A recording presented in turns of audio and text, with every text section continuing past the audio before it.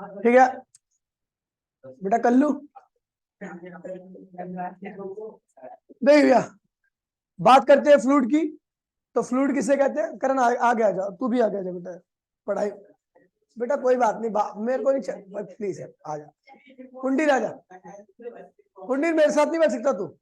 नहीं नहीं कुंडी तेरे को, कुंडी प्लीज प्लीज आ जा।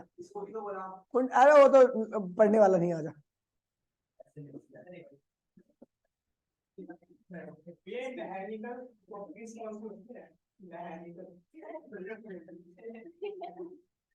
क्या हुआ, बच्चे ने गलत लिख दी स्पेलिंग में, क्या हुआ?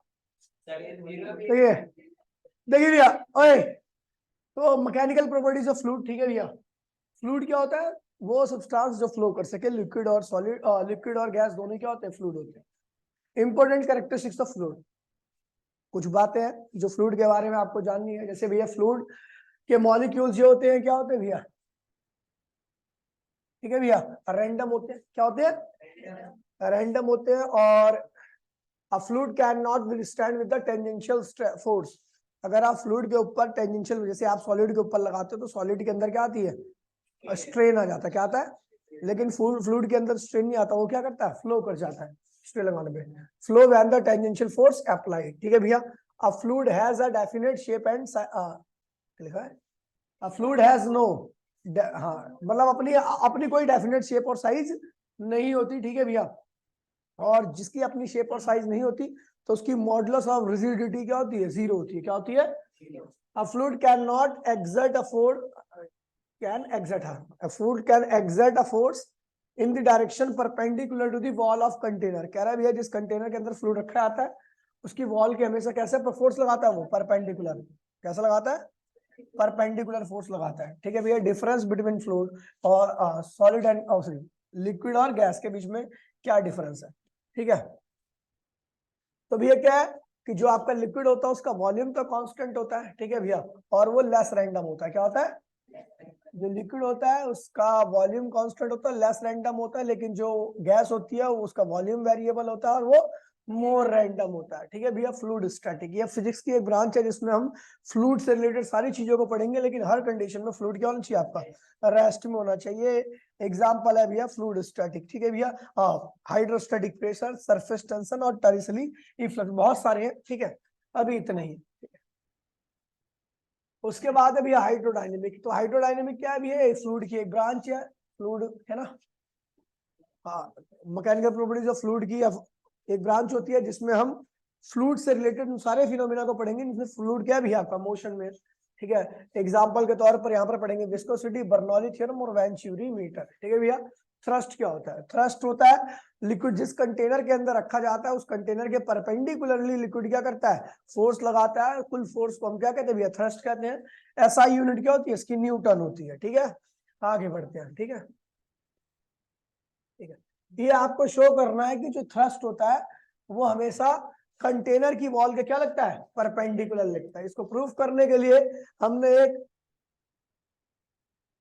ठीक है, कंडीशन रख ली। मैंने कहा ये थ्रस्ट परपेंडिकुलर नहीं है। परपेंडिकुलर नहीं होगा तो इसके दो कंपोनेंट होंगे, एफ कॉस थीटा और F sine theta. F cos theta जो है वो कैसा लग रहा है? टेंजेंशियल। क्या लग रहा है?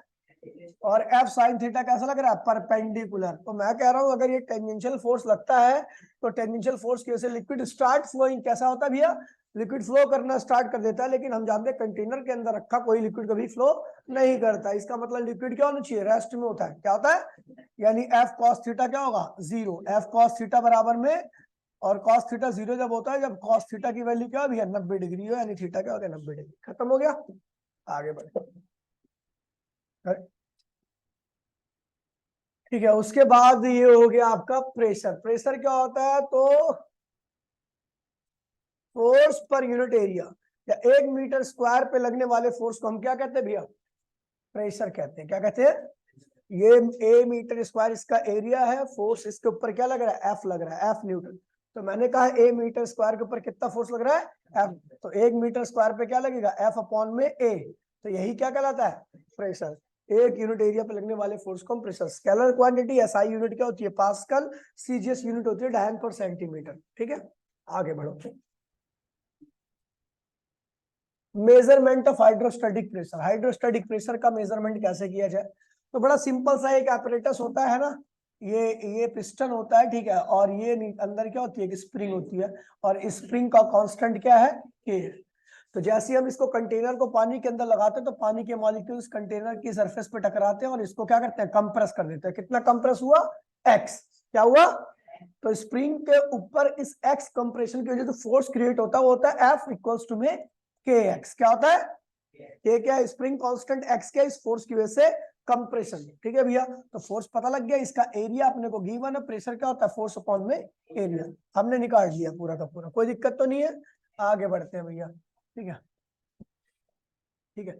Some application of pressure, pressure की कुछ एप्लीकेशन होती है, जिसमें पहला है भैया, the shape of knife is, जो ब्लंट नाइफ होती है वो अच्छी तरीके से नहीं काट पाती है, जो शार्प नाइफ होती है अच्छी तरीके से काट देती है। क्योंकि भैया प्रेशर जो होता है वो एरिया का क्या होता है, इनवर्सली होता है, प्रेशर जो होता है वो फोर्स के डायरेक्टली होता है।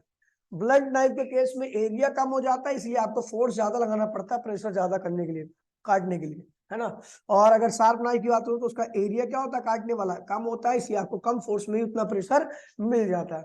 अगला कह रहा है, रेलवे ट्रैक के बीच में ऐसा स्लीपर्स लगाए जाते हैं, क्यों, उनके नीचे। तो स्लीपर लगाने से रेल का एरिया क्या होता है, बढ़ जाता है, पटरियों का एरिया बढ़ जाता है, और पटरियों का एरिया बढ़ जाएगा तो प्रेशर क्या लगेगा, कम लगेगा, और पटरियां क्या होती है, बिना डैमेज हुए काफी टाइम तक टिकी रह सकती है। ठीक है, ऊंट के पैर जो होते हैं वो ऐसा गोल चौड़े होते हैं, क्यों होते हैं, रीजन क्या होता है भैया, तो ऊंट कहाँ चलता है, रेत में चलता है, रेत में अगर पैर एड़ीदार होंगे, ऐसे नुकीले होंगे, तो क्या होगा, एरिया कम होने से प्रेशर क्या लगेगा, ज्यादा लगेगा, और पैर क्या होंगे, धस जाएंगे, चलने में क्या होगी, दिक्कत होगी। इसलिए ये ऊंट के पैर का सरफेस ये होता है, चौड़ा होता है, एरिया ज्यादा प्रेशर कम, ऊंट नहीं आसानी से चल पाता है। ठीक है, आगे बढ़ते हैं। ठीक है भैया, एक क्वेश्चन है, कह रहा है भैया आपके थाई बोन का, दो थाई बोन होती है, दो थाई बोन है ना, एक थाई बोन है, एक दूसरी थाई बोन है, तो एक का एरिया क्या है, 10 सेंटीमीटर स्क्वायर, क्या होता है, 10 सेंटीमीटर स्क्वायर है। आदमी का, ये कोई मरियल आदमी है, इसका वजन क्या है, 40 किलोग्राम है, क्या है, तो एक थाई पे कितना मास पड़ रहा है, 20 किलोग्राम का, तो एक थाई पे प्रेशर कितना पड़ रहा होगा, तो हमने एक थाई पे लगने वाला फोर्स निकाल लिया, 200 न्यूटन। एक थाई का एरिया अपने को पता है, डिवाइड कर दीजिए, आंसर आ गया, कोई दिक्कत तो नहीं है। आगे बढ़ते हैं भैया, ठीक है, क्या ये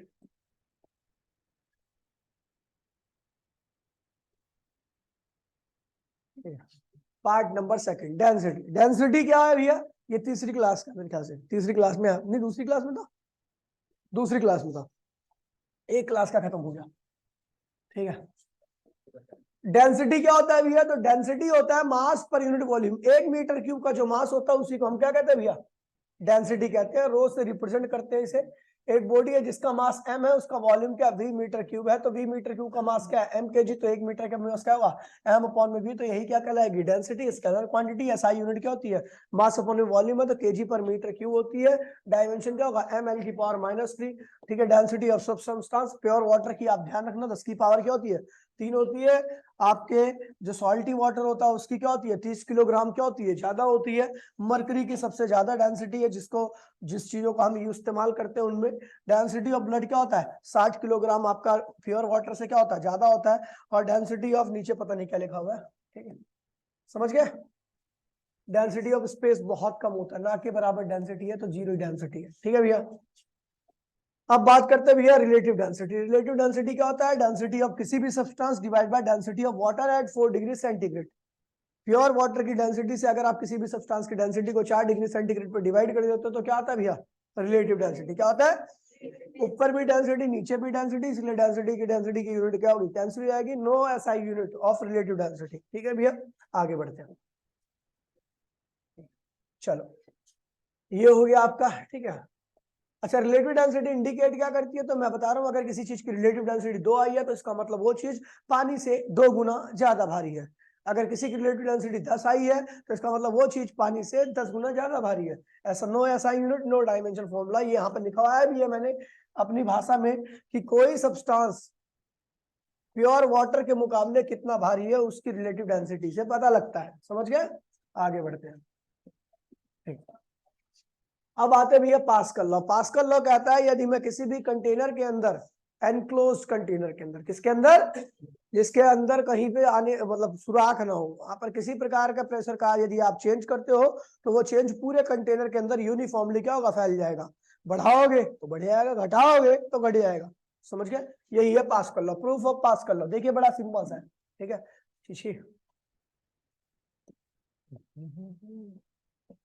ये देखिए, ये हमने एक ले लिया, एक प्रिज्म ले लिया, प्रिज्म ऐसा प्रिज्म टाइप का कोई स्ट्रक्चर लिया, ठीक है, जिसके इस वाले सरफेस का एरिया A3 था, इसका A2 था और इसका A1 था। अपने को पता भी है ये लिक्विड के अंदर रखा गया तो मॉलिक्यूल इसके ऊपर ऐसा परपेंडिकुलरली इसकी सरफेस पे टकराएंगे, पता है टकराएंगे। अब ये वाला ये टकराएगा, यहाँ पे डायग्राम मैंने थोड़ा गलत बना दिया था, ये मैंने कहा था ये वाला थीटा, तो ये थीटा हुआ यहाँ पर, समझ गए कैसे, देख लीजिए, ये थीटा तो ये थीटा, अपने को पता ये क्या है, परपेंडिकुलर है तो क्या होगा 90 माइनस थीटा होगा ये वाला एंगल, और अगर ये 90 माइनस थीटा तो क्या होगा, थीटा हो जाएगा, ठीक है। तो ऊपर वाला एंगल थीटा तो उस दिन हो गया था, ठीक है। तो ऊपर वाला क्या होगा, एफ कॉस थीटा, नीचे क्या होगा एफ साइन थीटा। बिल्कुल सेम एरिया भी रिजॉल्व होगा, क्योंकि एरिया भी क्या होता है कई जगह पे वेक्टर क्वांटिटी की तरह ट्रीट करते हैं। अब हम देख रहे हैं ये क्या इक्विलिब्रियम में है, तो इक्विलिब्रियम में तो F1 इक्वल्स टू में F3 cos थीटा, और F3 जो भी है वो F2 के बराबर होगा। ऐसे ही ये वाला एरिया बराबर में ये वाला एरिया, और ये वाला एरिया बराबर में ये वाला एरिया। आप डिवाइड करोगे आपको मिलेगा P1 बराबर में P2 और P2 बराबर में, ठीक है। चलो आगे बढ़ते हैं, फिर बात करते हैं भैया, ये आया आपका P1 बराबर P2।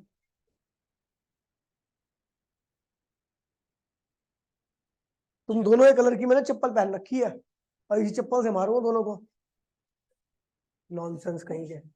पढ़ाई के कितना बढ़िया फ्लो बन रखा है, तोड़ रहे हैं, ठीक है। देखिए पूछ ले, मैंने एक बार अभी 4-5 दिन पहले की बात है कि लड़के मेरे को 12वीं के लड़के को चप्पल से मारा था, सही में। रिकॉर्ड मेरा बहुत खराब है मारने पीटने के मामले में, हाथ उठ गया था मेरा, ऐसी पता नहीं क्या बम फोड़ रहा था यहाँ पे अंदर की तरफ। हाँ चप्पल लाने के लिए, अच्छा ये था प्रभात, अच्छा। हाइड्रोलिक लिफ्ट क्या भैया, धर्म कांटा, नालंदा स्कूल के बगल में राइट साइड में बना हुआ है धर्म कांटा। इसका काम क्या, यूज क्या है भैया, to lift the heavy truck, गाड़ी वगैरह जो भी है, बड़ी बड़ी गाड़ियों को। प्रिंसिपल क्या है, पास्कल लॉ। कंस्ट्रक्शन बन रखा है आपका, ये एक पतली सी ट्यूब होती है, ये कनेक्टेड होती है विया, हाँ ठीक है, एक चौड़ी ट्यूब से यहाँ पर रखा जाता है ट्रक, ठीक है, समझ गए। अब हमने क्या किया, यहाँ पे छोटा सा फोर्स अप्लाई किया, क्या किया, और इसका एरिया क्या था इस पिस्टन का, छोटा सा। ये बड़ा सा फोर्स यहाँ पर देखिए भैया, ये एरिया बड़ा सा है, आपको पता भी है, यहाँ पर मान लीजिए जो भी प्रेशर आएगा उतना ही प्रेशर यहाँ पर भी आएगा, क्योंकि पास्कल लॉ कहता है कि आप एनक्लोज कंटेनर के अंदर जितना ही प्रेशर का चेंज करोगे हर पॉइंट पर क्या होगा, उतना ही होगा। तो यहाँ पर भी उतना ही प्रेशर आया, P1 बराबर में क्या हो गया, P2। अब यहाँ का मुझे प्रेशर पता है कि भैया ये इसके ही बराबर होगा, ये प्रेशर कैसे पता लग गया, तो यहाँ का फोर्स अपॉन में यहाँ का एरिया, ठीक है। अच्छा ये वाला प्रेशर भी उसके बराबर होगा, लेकिन हम जानते हैं कि यहाँ का एरिया तो बहुत बड़ा है, तो फोर्स मैंने ले लिया एक्स या कैपिटल एफ ले लो। तो उस कैपिटल एफ को, अच्छा हाँ एक चीज और देखना कि जितना नीचे ये पिस्टन जा रहा है उतना ऊपर ये नहीं आएगा, सुअर कहीं के, ठीक है। ये x1 नीचे गया तो मान लिया ये क्या गया, x2 पर गया, बस दोनों में एक ही सिमिलरिटी रहेगी कि जितना वॉल्यूम यहाँ पर नीचे आएगा उतना वॉल्यूम इसके अंदर क्या होगा, बढ़ेगा। क्योंकि आप पानी जितना नीचे यहाँ पे, आप जब पिस्टन नीचे आएगा तो यहाँ से वॉल्यूम क्या होगा, पानी का शिफ्ट करेगा, कहाँ पे जाएगा, यहाँ पर। तो कितना आएगा यहाँ पर, जितना यहाँ से गया है। तो ये ध्यान रखना भी है, जितना लिक्विड का वॉल्यूम यहाँ पर शिफ्ट हुआ है, यहाँ पर दोनों का वॉल्यूम क्या होगा, सेम ही रहेगा, समझ गए।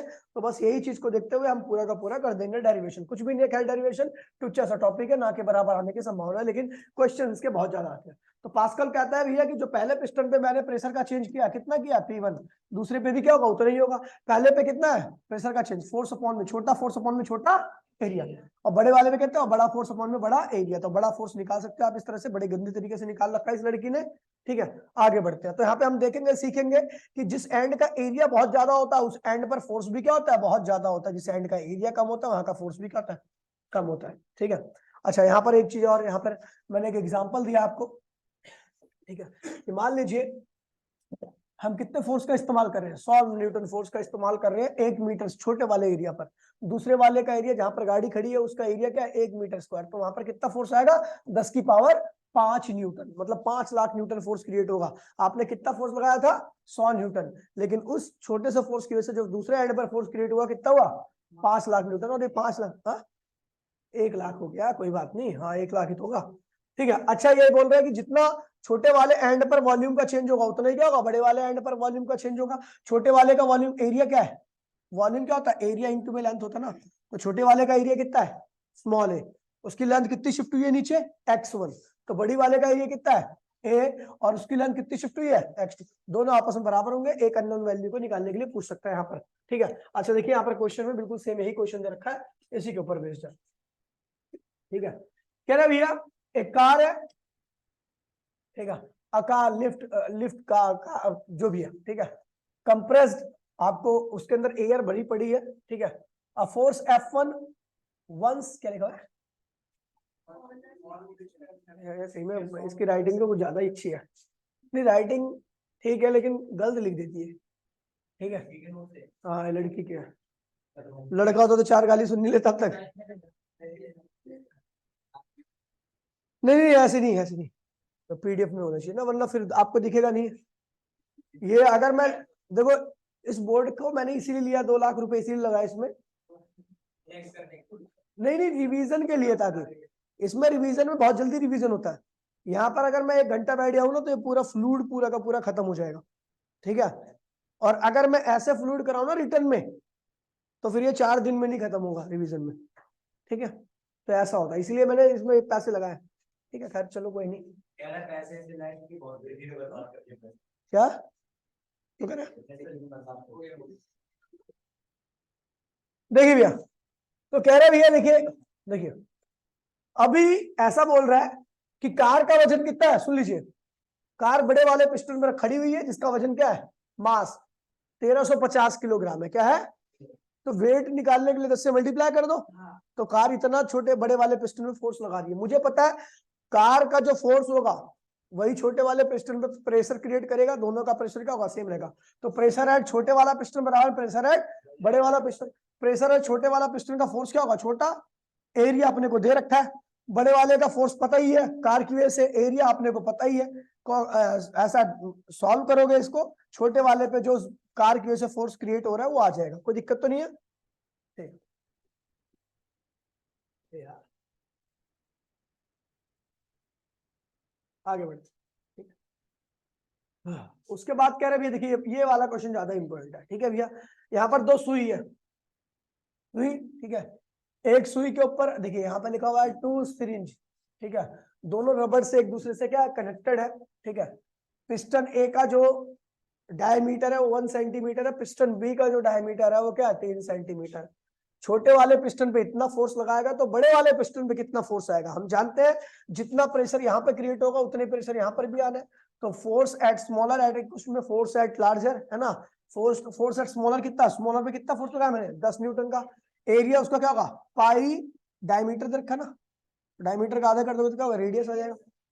बड़े वाले पे अपने फोर्स निकालना हमने को, तो एरिया तो उसका भी क्या होगा, डायमीटर दे रखा तो उसका भी एरिया, काटा पीटी की आ गया भैया आपका 60 न्यूटन का आएगा, 60 न्यूटन आ गया।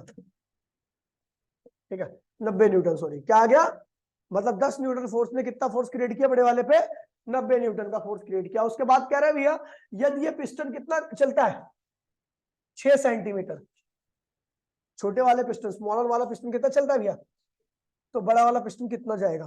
तो भैया हमें पता है जितना वॉल्यूम स्मॉलर में चेंज होगा उतने वॉल्यूम क्या होगा बड़े वाले, स्मॉलर का वॉल्यूम क्या होगा, स्मॉलर के द्वारा कवर किया गया डिस्टेंस और स्मॉलर का एरिया, बड़े वाले का वॉल्यूम क्या होगा, बड़े वाले का द्वारा कवर किया गया डिस्टेंस और बड़े का एरिया।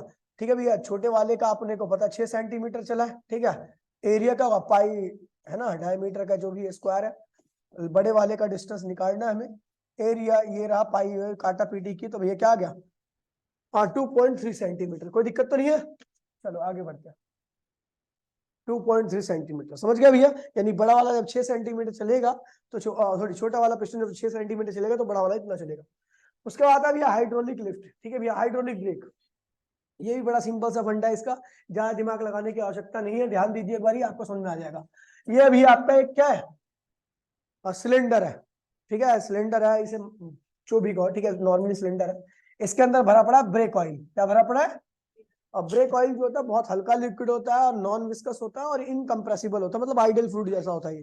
ठीक है, तो यहाँ पर हम क्या करते हैं, फोर्स अप्लाई करते हैं, और फोर्स की वजह से इस एरिया पर क्या क्रिएट होता है, प्रेशर। वो प्रेशर क्या होता है, एनक्लोज कंटेनर, तो हर जगह पर क्या होगा, फैल जाएगा। यहाँ पर भी आ गया, यहाँ पर भी आ गया। अब आपको बता दूं, यहाँ पर दो पिस्टन लगे होते हैं, क्या लगे होते हैं, दो पिस्टन लगे होते हैं। ये प्रेशर, जो प्रेशर मैंने यहाँ पर लगा वही ये इन पिस्टन पर भी लगा होता है। ये पिस्टन क्या होते हैं, बाहर जाते हैं, और ये ब्रेक शू जो होता है यहाँ पे लगा होता है, वो इस रिम से क्या होता है, मूविंग रिम से अटैच जाता है, अटैच जाता है। तो ये रिम जो बाहर की रिम है ना, वो घूमना क्या होती है भैया, बंद कर देती है, ठीक है भैया। और बीच में लगी होती है स्प्रिंग, क्या होती है। अब जैसे मैं क्या करूंगा, यहाँ से फोर्स को हटाऊंगा, यहाँ पे प्रेशर क्या होगा, जीरो, यहाँ पर भी प्रेशर जीरो। तो भैया ये स्प्रिंग क्या करती है, इसको अंदर की तरफ खींचती है, और पिस्टन भी साथ साथ में क्या होते हैं, अंदर की तरफ आते हैं। ये है भैया हाइड्रोलिक ब्रेक, समझ गए, बहुत आसान है।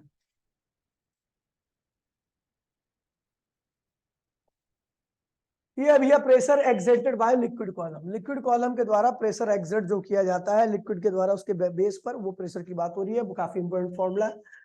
एक लिक्विड है, इसकी डेंसिटी क्या है, रो है, वो h हाइट तक भरा पड़ा है, जिस कंटेनर के अंदर रखा हुआ है, इसका एरिया a है, और जमीन पर जो फोर्स लगाएगा आपको पता है वो किसके बराबर होगा, उसके वेट के बराबर। किसके बराबर होगा, वेट के बराबर। तो भैया हमने क्या किया, वेट निकाल लिया। वेट क्या होता है भैया, सिंपल से आपने पता है भैया, force exerted by liquid column equals to weight. Weight क्या होता है, m इंटू में g। m क्या होता है, मास क्या होता है, वॉल्यूम इंटू में डेंसिटी इंटू में g। वॉल्यूम क्या होगा इसका, तो अपने को पता है भैया, एरिया पता है इसका a, ठीक है, हाइट पता है, तो वॉल्यूम क्या होगा, a इंटू में h, है ना। तो फोर्स क्या लग रहा है बॉटम पे, A H rho ji. Force पता लग गया, इसका एरिया पता है कितना है भैया, ए है, तो प्रेशर क्या लग गया, फोर्स अपॉन में एरिया, काटा पीटी होगी तो एच रो जी आ गया। क्या हो गया, एच रो जी आ गया। कह रहा हाइट अगर लिक्विड कॉलम की जीरो है तो प्रेशर भी जीरो रहेगा, और ग्रेविटी जीरो कर दो तो कितना भी लिक्विड हो फिर भी प्रेशर क्या रहेगा, जीरो। समझ गए, चलो। Effect of gravity on fluid pressure. Gravity का क्या इफेक्ट होगा, तो हम देख रहे हैं भैया, ये है फॉर्मूला, एच रो जी देख लिया, और यहाँ पर प्रेशर क्या है, जी के डायरेक्टली है। यदि किसी प्लैनेट का ग्रेविटी क्या है, दूसरे प्लैनेट से ज्यादा, तो वहां पर प्रेशर भी क्या होगा, ज्यादा होगा, सेम हाइट ऑफ एटमोस्फियर के लिए, ठीक है, समझ गए। अब ये hydrostatic paradox, hydrostatic paradox, hydrostatic paradox कहता है कि अपने पास ये तीन कंटेनर है, आपको दिखाई देगा, आपको ऐसा लगेगा कि जो बीच वाला कंटेनर है वहां से लिक्विड की रफ्तार क्या होगी, ज्यादा होगी गिरने की, लेकिन आप गलत हो। हर जगह पर लिक्विड की हाइट क्या है, सेम है। सब आउटलेट एरिया जो है वो क्या है, सबका सेम है। देखो सबका एरिया क्या है भैया, सेम है। और आपको बता दूं, सेम लिक्विड, सेम हाइट तक लिक्विड भरा पड़ा है, सेम लिक्विड भरा पड़ा है, सबकी डेंसिटी क्या सेम है। तो बॉटम पे क्या लगेगा, सेम प्रेशर लगेगा, और जब सब प्रेशर लगेगा सेम कंटेनर पे जहां से पानी निकल रहा है, तो भैया वहां पर पानी की रफ्तार भी क्या होगी, तीनों कंटेनर के अंदर सेम रहेगी। सारे कंटेनर एक साथ एक टाइम पर ही खाली होंगे, समझ गए। चलो आगे बढ़ते हैं। फिर आता है भैया टॉरिसली एक्सपेरिमेंट। टॉरिसली एक्सपेरिमेंट क्या कहता है, सुन लीजिए भैया। टॉरिसली ने बोला भैया, बड़ा सिंपल सा है, मैंने डायग्राम में सब कुछ बता दिया, तो ज्यादा आपको दिमाग लगाने की यहाँ पे आवश्यकता नहीं है, केवल डायग्राम देख लोगे फिर भी आपका हो जाएगा, ठीक है। क्या कहता है भैया, हमने एक ट्यूब ली, जिसको नीचे से क्या किया, हीट किया। हीट करने से एयर क्या होती है, बाहर निकल जाती है, और अंदर प्रेशर क्या होता है, जीरो हो जाता है। क्या होता है, अब प्रेशर जीरो हो गया, वैक्यूम क्रिएट होगा। वैक्यूम को फिल करने के लिए या तो एयर चाहिए या लिक्विड चाहिए, क्योंकि दोनों ही फ्लूइड होते हैं, ठीक है। तो हमने क्या किया भैया, इसके मुंह को क्या किया, बंद कर दिया, क्लोज बाय थंब, ठीक है। पुट दिस एंड, ठीक है, in dry mercury. Dry mercury इसलिए कहा जाता है क्योंकि मरकरी कभी भी किसी भी कंटेनर को या किसी भी चीज के जिसके वो कांटेक्ट में रहता, कभी उसको वेट नहीं करता, इसलिए उसको ड्राई मरकरी कहते हैं। अच्छा, ड्राई मरकरी के ऊपर कौन सा प्रेशर लग रहा है, एटमॉस्फेरिक प्रेशर। इसके अंदर कौन सा प्रेशर है, जीरो। जैसे आप इसको ऐसे रखोगे तो अंदर का प्रेशर जीरो, और मरकरी की सरफेस पे कौन सा प्रेशर लग रहा है, एटमॉस्फेरिक। यानी मरकरी के सरफेस पे एटमॉस्फेरिक प्रेशर लग रहा है, यानी वो ज्यादा है प्रेशर, और अंदर वैक्यूम है। तो भैया अंदर वैक्यूम है, बाहर एटमॉस्फेरिक प्रेशर, अंदर क्या है, वैक्यूम। तो ये फ्लूइड क्या होगा, अंदर की तरफ जाएगा, राइज करेगा, राइज करेगा, कहां तक जाएगा, 76 सेंटीमीटर तक जाके रुक जाएगा। अब 76 सेंटीमीटर जाके रुक गया, तो इसका मतलब ये जो बाहर का प्रेशर है वही क्या है, यहाँ पर भी प्रेशर लग रहा है। अगर ये वाला प्रेशर ज्यादा होता तो लिक्विड बाहर आता, ये वाला प्रेशर ज्यादा होता लिक्विड ऊपर जाता, लेकिन ऐसा कुछ भी नहीं हो रहा है। इसका मतलब क्या है भैया, ये प्रेशर बराबर में बॉटम पे प्रेशर। अब बॉटम का प्रेशर, लिक्विड कॉलम, लिक्विड क्या है, मरकरी क्या है, लिक्विड है एक तरह से, ठीक है। और लिक्विड कॉलम के प्रेशर क्या होता है, एच रो जी। एच क्या है, हाइट ऑफ लिक्विड, रो क्या है उस लिक्विड की डेंसिटी, जी क्या है। तो जब हमने देखा भैया एट इक्विलिब्रियम में पीए बराबर में pressure due to mercury column, तो ये दोनों को बराबर किया, और बराबर करके भैया हमने सॉल्व कर लिया। और सॉल्व करने के बाद अपना आ रहा है भैया 1.01 इंटू 10⁵, ठीक है, ये हो गया। ये मरकरी कॉलम की वजह से और एटमॉस्फेरिक प्रेशर कहलाया इसको, ठीक है भैया। तो टॉरिसली ने किया और मर गया। उसके बाद फिर कहां से, तो अब मतलब उसमें सेटिंग करूं मैं बार बार? बेटा दिमाग मत लगाओ, मैं सही कर रहा हूँ, ठीक है। अब आता है भैया ओपन ट्यूब मैनोमीटर। क्या आता है भैया? ओपन ट्यूब मैनोमीटर कुछ भी नहीं है, टुच्चा सा टॉपिक है, बहुत आसान है, ठीक है भैया। ये open tube manometer generally use होता है to use the measure the pressure of unknown gas. हर गैस अलग अलग तरीके से प्रेशर लगाती है, तो इसी का इस्तेमाल किया जाता है उस अननोन गैस का प्रेशर का मेजरमेंट करने के लिए। इसके अंदर क्या भरी पड़ी थी? पहले पूरे कंटेनर के अंदर गैस भरी पड़ी थी। क्या थी? यहाँ से लिक्विड डाला गया, लिक्विड डाला गया तो सारी गैस क्या होगी? यहाँ पे इकट्ठा होने लगी, है ना, और उसकी वजह से प्रेशर क्या क्रिएट हुआ? पीजी। क्या हुआ? अब हमने देखा एट इक्विलिब्रियम कंडीशन में पानी यहाँ पे आके रुक गया, उसके ऊपर नहीं चढ़ रहा, और इस वाले लिम में पानी कहाँ तक गया? यहाँ तक गया। तो मुझे पता है एट इक्विलिब्रियम कंडीशन में इस वाले एंड का प्रेशर बराबर में इस वाले एंड का प्रेशर। इस वाले एंड पर कौन सा प्रेशर है? गैस का प्रेशर प्लस यहां से यहां तक का लिक्विड का प्रेशर ए से सी, और इस वाले एंड पे कितना प्रेशर है? सी से बी, एच रो जी, और एक एटमॉस्फेरिक प्रेशर। ठीक है भैया, इक्वेट कीजिए, काटा पीटी कीजिए, आंसर आ गया आपका ये रहा। ठीक है, आ गया PG pressure due to gas, क्या आ गया? Atmospheric pressure plus H rho G. ठीक है भैया। अच्छा, हाइट ऑफ एटमॉस्फेयर, अगर आपको एटमॉस्फेयर की हाइट निकालनी है तो सिंपल आपको पता होना चाहिए एटमॉस्फेयर का प्रेशर क्या होता है? 1.01, उसको एच रो जी के बराबर कर दीजिए। एच क्या होगा? Height of atmosphere. रो क्या होगा? डेंसिटी ऑफ एयर, क्या होगी? जो कि 1.3 kg या 1.27 kg पर मीटर क्यूब होती है। ठीक है, और जी की वैल्यू अपने को पता ही है, सॉल्व करोगे ये करीबन नहीं तो 10 किलोमीटर के आसपास का मामला पड़ेगा। ठीक है भैया, ये हो गया, हमने वही निकाल रखा है यहाँ पर, हाइट ऑफ एटमॉस्फेयर आ गया। ठीक है, ग्वाज प्रेशर, ग्वाज प्रेशर और एक एब्सोल्यूट प्रेशर। मान लीजिए ये लिक्विड है, ठीक है, ये लिक्विड है, इसकी हाइट क्या भैया? एच है, डेंसिटी क्या है? रो है। तो इसकी वजह से जो प्रेशर लगे, केवल इस लिक्विड की वजह से जो प्रेशर लगेगा उसे क्या कहलाएंगे भैया? ग्वाज प्रेशर। ग्वाज प्रेशर में केवल फ्लूइड प्रेशर आता है। क्या आता है? लेकिन अगर मैं एब्सोल्यूट प्रेशर बोलूंगा तो उसमें एटमॉस्फेरिक प्रेशर को भी क्या करूंगा? ऐड करूंगा। तो ग्वाज प्रेशर केवल फ्लूइड प्रेशर होता है, ठीक है, और एब्सोल्यूट प्रेशर में एटमॉस्फेरिक प्रेशर भी क्या होता है? जुड़ जाता है। ठीक है भैया, चलो आगे बढ़ते हैं। Different unit of pressure, pressure की बहुत सारी यूनिट्स होती है, उनमें से ये एक यूनिट है भैया, क्या है भैया? आपका पास्कल। सीजीएस पर सेंटीमीटर। 1 एटीएम क्या होता है? 1 एटीएम 76 सेंटीमीटर। अगर मरकरी कॉलम को रख दोगे तो कहां तक राइज करेगा? एटमॉस्फेरिक प्रेशर में 76 सेंटीमीटर। ठीक है भैया, और 1 बार इतना होता है, 1 मिली बार ये यूनिट है, ये आपको रखनी है एक तरह से। ठीक है भैया। अच्छा, ब्लड प्रेशर की कुछ ऐसी यूनिट होती है जिसमें आपका जब आपका हार्ट कॉन्ट्रैक्ट होता है तो जो आपकी नसें होती है, आर्टरीज, वेन, मुझे नहीं पता, ठीक है, तो वो कॉन्ट्रैक्ट करती है। कॉन्ट्रैक्ट सॉरी, जब हार्ट कॉन्ट्रैक्ट होगा, टुकड़ेगा, तो उन पे प्रेशर पड़ता है, इसको कहते हैं भैया सिस्टोलिक। ठीक है, और ये इसकी मैक्सिमम वैल्यू क्या होती है? 120 मिलीमीटर ऑफ मरकरी। इसका मतलब ये हो गया कि अगर आप मरकरी को लोगे और अपने हार्ट बीट से लगाओगे तो आपका मैक्सिमम प्रेशर मेजर करेंगे 120 मिलीमीटर होगा। ठीक है, मरकरी इतना राइज कर जाएगा, आपके प्रेशर से इतना राइज कर जाएगा। ठीक है, तो 120 मिलीमीटर ऑफ मरकरी।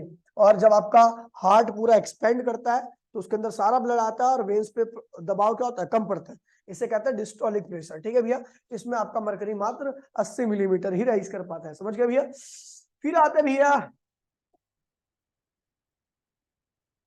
ये क्या अर्थ है? क्या भाई ऐसा? ये तो मुझे ही पता था साला। ठीक है, उसके बाद आता है at a depth of ocean. ठीक है, डेप्थ ऑफ ओशियन क्वेश्चन है ये, ठीक है, न्यूमेरिकल है।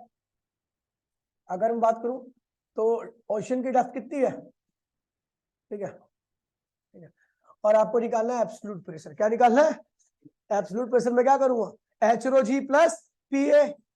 ठीक है, फिर निकालना ग्वाच प्रेशर, तो केवल क्या निकाल दूंगा? एच रो जी निकाल दूंगा। और उसके बाद फिर आपको निकालना भी है कि कह रहा है एक सबमरीन है, सबमरीन के विंडो है, विंडो का एरिया अपने को दे रखा है, कितना दे रखा है? जो भी दे रखा है। ठीक है भैया, अब कह रहा है सबमरीन के अंदर जो होता है वो एटमॉस्फेरिक प्रेशर होता है। क्या होता है? और सबमरीन के बाहर जो लग रहा है भैया वो आपको प्रेशर पता ही है। तो कह रहा है इस सबमरीन की विंडो पे कुल कितना फोर्स लग रहा है? तो भैया फोर्स जो होता है बाहर का अंदर का प्रेशर पता है, बाहर का प्रेशर ये रहा आउटसाइड प्रेशर, तो आउटसाइड प्रेशर माइनस अंदर का प्रेशर इनटू में एरिया, वही क्या होगा? विंडो पे लगने वाला फोर्स होगा। प्रेशर इनटू में एरिया क्या होता है? फोर्स होता है। क्या होता है? खत्म कर दिया क्वेश्चन में। ठीक है, अरे यार फिर हटा, चलो कोई बात। ठीक है, फिर आता है भैया बियोंसी। क्या है? बियोंसी क्या कहता है भैया? बियोंसी, तो यहाँ लिखा हुआ the force exerted bye displace liquid in upward direction, क्या होगा? जो डिस्प्लेस लिक्विड जो कंटेनर की वॉल पर फोर्स लगाता है, बॉटम पे जो फोर्स लगाता है वो कितना होता है भैया? जो डिस्प्लेस लिक्विड है उसके वेट के बराबर। यहाँ पे लिखा हुआ है फोर्स जो होता है, ब्याउंसी फोर्स जो होता है वो इक्वल होता है इसके बराबर, जो लिक्विड डिस्प्लेस किया। ये मान लीजिए इस फोन को मैंने कहाँ डाल दिया? पानी में डाल दिया। पानी में डालने के बाद अपने वॉल्यूम के बराबर पानी को क्या करेंगे? डिस्प्लेस करेंगे। अब जो डिस्प्लेस पानी है उसका कुछ क्या होगा? वजन होगा। वजन क्या? अब वो जो वजन है उसी के बराबर क्या होगा? इसके ऊपर ऊपर की तरफ फोर्स लगेगा, उसी को हम क्या कहते हैं भैया? ब्याउंसी। हाँ भाई, हाँ तो ये नहीं डालू साले। एसआई यूनिट क्या होती है? न्यूटन होती है। क्या होती है?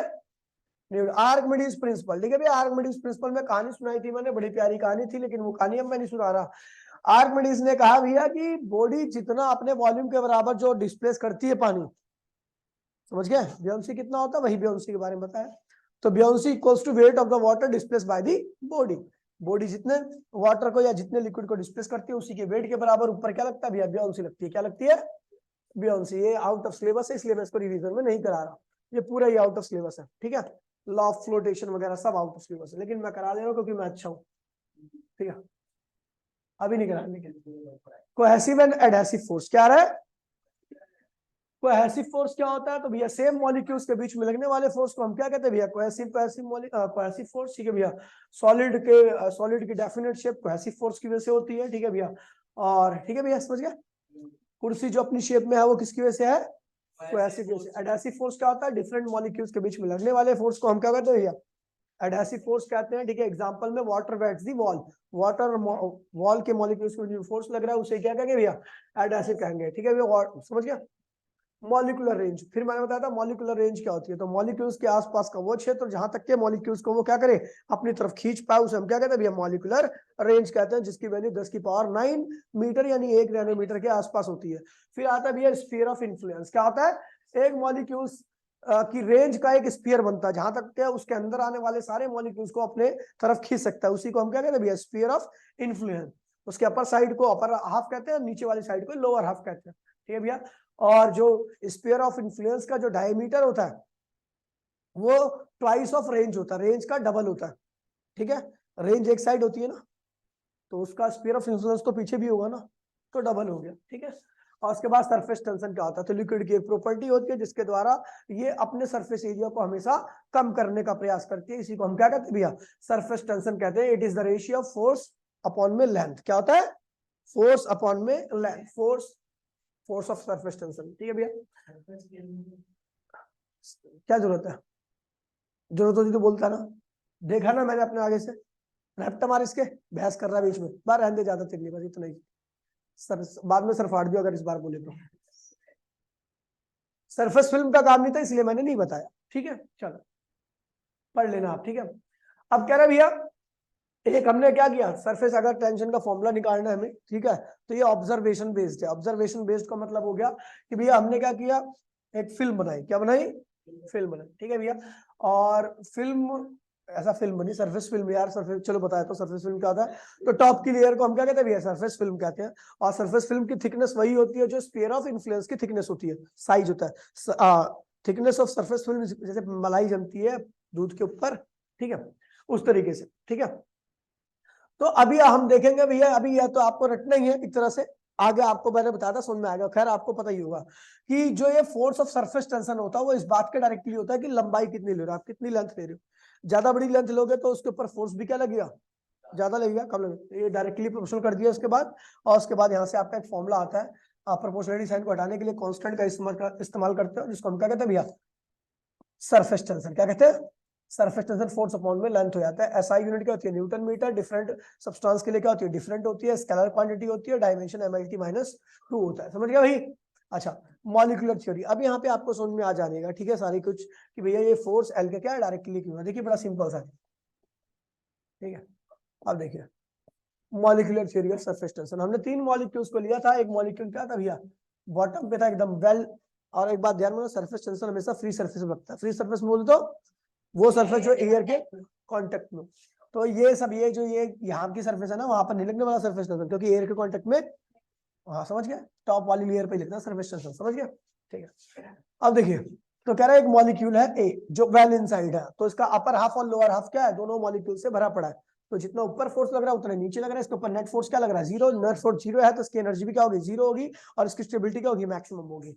अब मैं बात करता हूँ बी मॉलिक्यूल की, तो बी मॉलिक्यूल क्या है भैया, इसका लोअर हाफ तो कंप्लीटली फिल है, लेकिन अपर हाफ क्या है, थोड़ा सा खाली है। तो यानी ऊपर की तरफ कम फोर्स लग रहा है, नीचे की तरफ क्या लग रहा है, ज्यादा फोर्स लग रहा है, इसलिए इसके ऊपर फोर्स लग रहा है, इसलिए इसके पास एनर्जी होगी, इसकी स्टेबिलिटी क्या होगी, कम होगी। लेकिन अगर मैं बात करूं भैया ऐसे मॉलिक्यूल जो सरफेस से बैठा हुआ तो उसका लोअर हाफ कंप्लीटली फिल है, लेकिन अपर हाफ क्या है, कंप्लीटली एम्प्टी है। सारा फोर्स कहां लग रहा है, नीचे, और इस मॉलिक्यूल्स का नीचे की तरफ बहुत ज्यादा फोर्स लग रहा है, इसलिए फोर्स भी ज्यादा होने की वजह से एनर्जी भी क्या होगी इसके पास ज्यादा, और एनर्जी ज्यादा होगी तो स्टेबिलिटी क्या होगी, कम होगी। अब ऐसा हर मॉलिक्यूल के पास हो रहा होगा, जितना लंबाई हम ज्यादा दूरी तक लेंगे उतनी फोर्स क्या होगा, नीचे की तरफ ज्यादा लेंगे, तभी आपका फोर्स क्या होता है, एल के क्या होता है, डायरेक्टली होता है। समझ गए, ये है molecular theory of surface tension. अब देखिए भैया अगर सरफेस एरिया ज्यादा रहेगा तो सरफेस में मॉलिक्यूल भी क्या रहेंगे, ज्यादा रहेंगे, और सरफेस में मॉलिक्यूल ज्यादा रहेंगे तो भैया सरफेस की एनर्जी भी क्या होगी, ज्यादा, और ज्यादा एनर्जी से स्टेबिलिटी क्या होती है, कम हो जाती है। इसीलिए सरफेस टेंशन क्या करता है, अपने सरफेस एरिया को कम करता है, ताकि सरफेस एरिया कम हो जाएगा तो मॉलिक्यूल की संख्या क्या होगी, कम, और मॉलिक्यूल की संख्या कम होगी तो एनर्जी भी क्या होगी, कम, एनर्जी कम होगी तो क्या होगा, स्टेबिलिटी ज्यादा। ठीक है, अरे आप मार दी मैंने एक साथ ही। ठीक है,